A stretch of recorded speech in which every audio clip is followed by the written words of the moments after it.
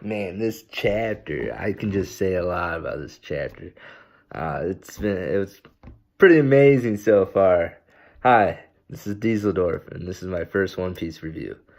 At chapter 944, let's start it off.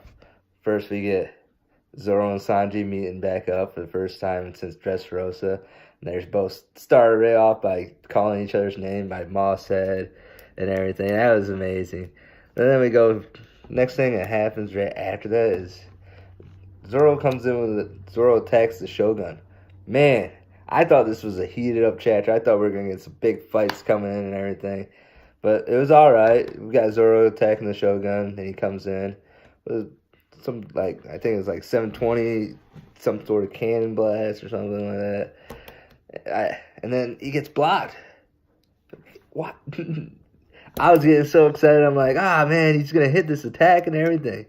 It gets blocked by Kurashiro, and we find out, is he good or is he bad? This whole Wano arc, man, I've been trying to figure out he's good or bad. We find out he calls himself the guard dog for the Shogun. I'm just like, Oda, what are you doing with this character? This character has a lot going with him. I just want to know where Oda's taking this guy and where we're going to see this go from here on out, because this is so amazing, how he's doing with Kurashiro. He can be good, he can be bad. Either way, I still think this guy's a badass character.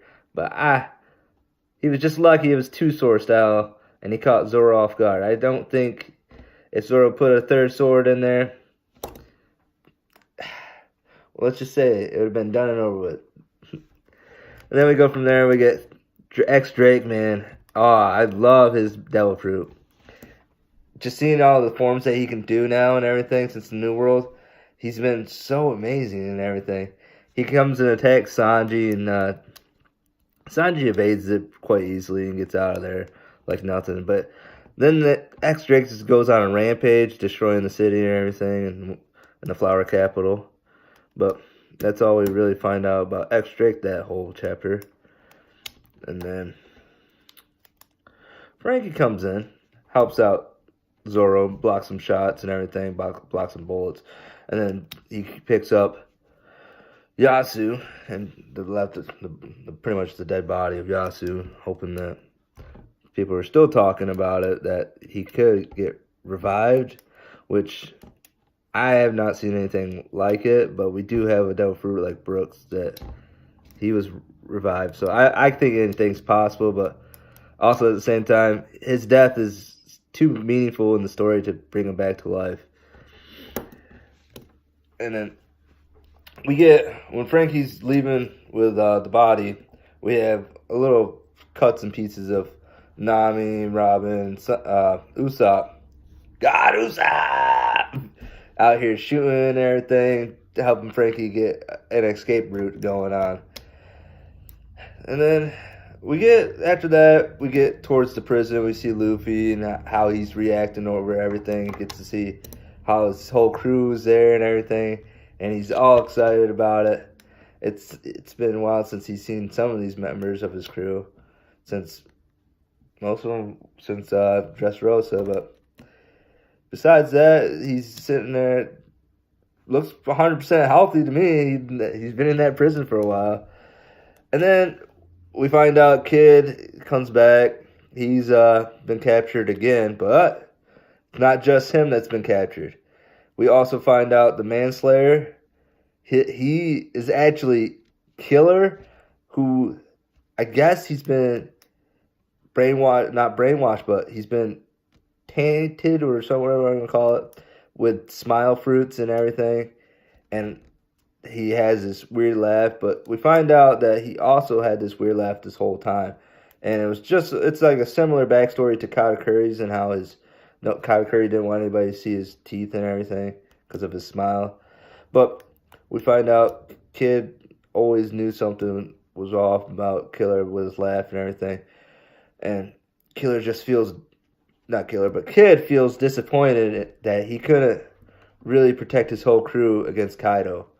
And he's just heartbroken that this means a lot.